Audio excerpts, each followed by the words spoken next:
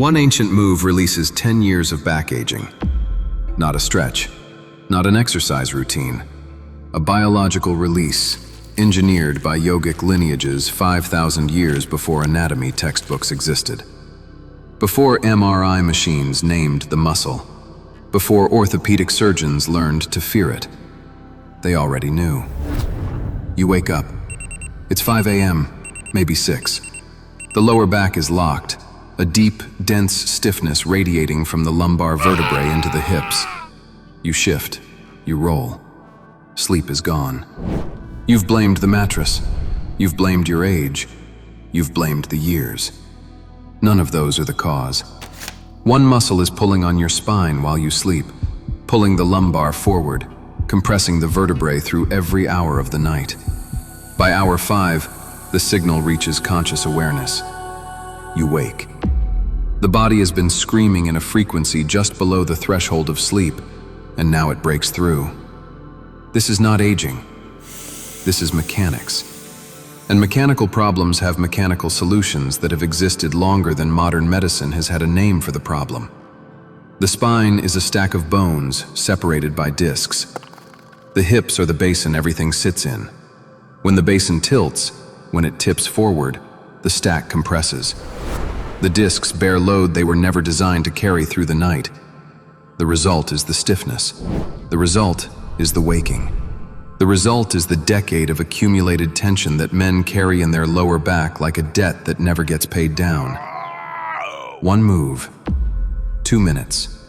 In the bed you already sleep in. Mechanism explanation. There is one muscle connecting the spine to the legs. One. It originates at the 12th thoracic vertebra, T12, runs through the abdomen, crosses the pelvis, and inserts at the lesser trochanter of the femur. It is the deepest muscle in the human body. You cannot see it. You cannot palpate it easily. You can only feel what happens when it fails. Its name is the psoas, pronounced Psoas. The ancients called it the soul muscle. Modern anatomy calls it the filet mignon. Both agree. When it locks, everything downstream collapses. Here is what decades of sitting do. The psoas is a hip flexor. It shortens when you hold the hip in flexion. Sitting, driving, hunching over a desk.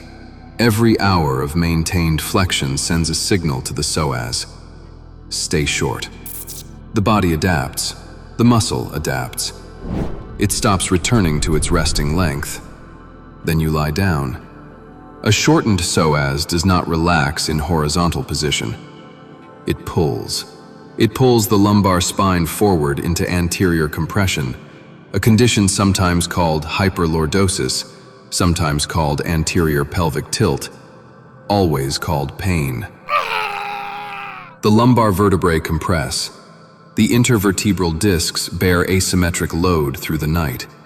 The paraspinal fascia, the connective tissue wrapping the muscles alongside the spine, tightens in response. Research on psoas fascia coupling and lumbar compression confirms this chain of events. This is why you wake at hour 5. The body has tolerated the compression for as long as it can. The inflammation rises. The signal crosses the threshold.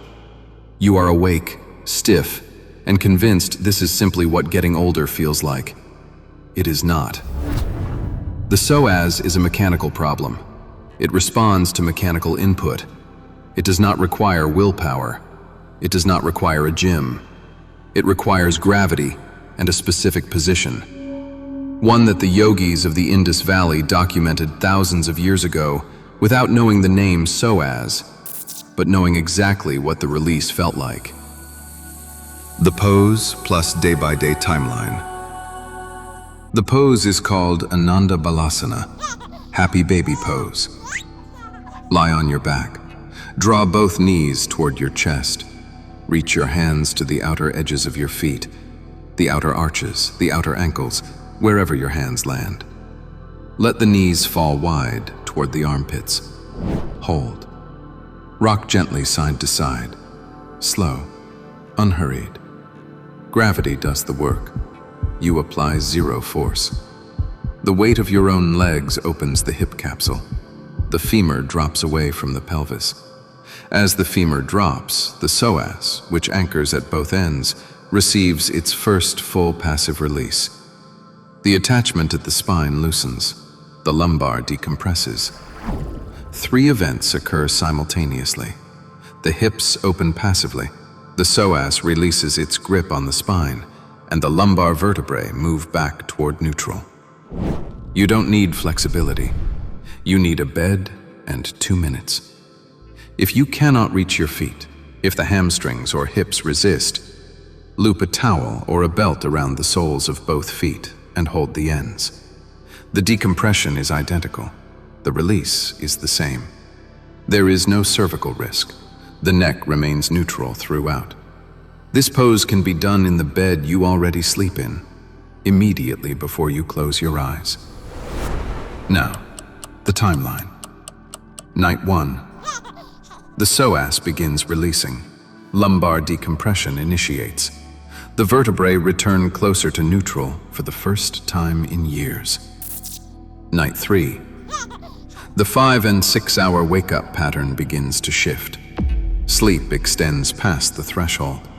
The spine is no longer sending an alarm signal at hour 5 because the compression that triggered it has been interrupted. Night 7. Hip range of motion measurably increases.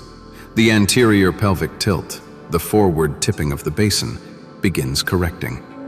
Men notice they stand differently. Taller, less loaded in the lower back. Night 14. Cortisol begins to drop as sleep deepens and completes its full architecture.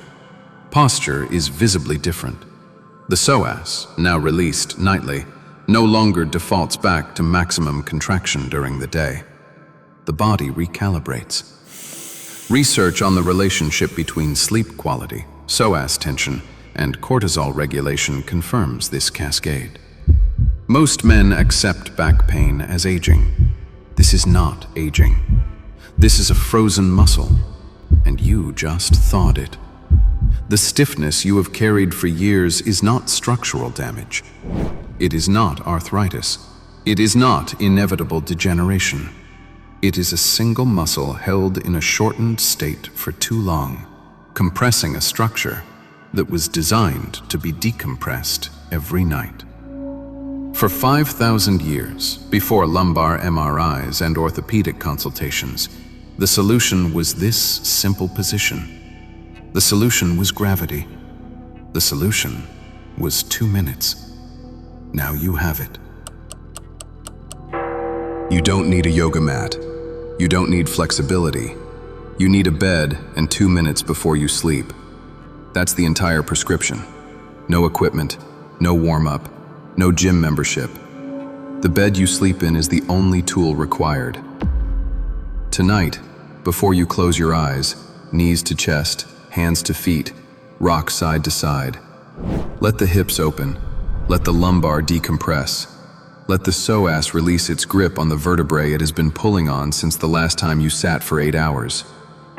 The body already knows how to heal this. It has been waiting for the input.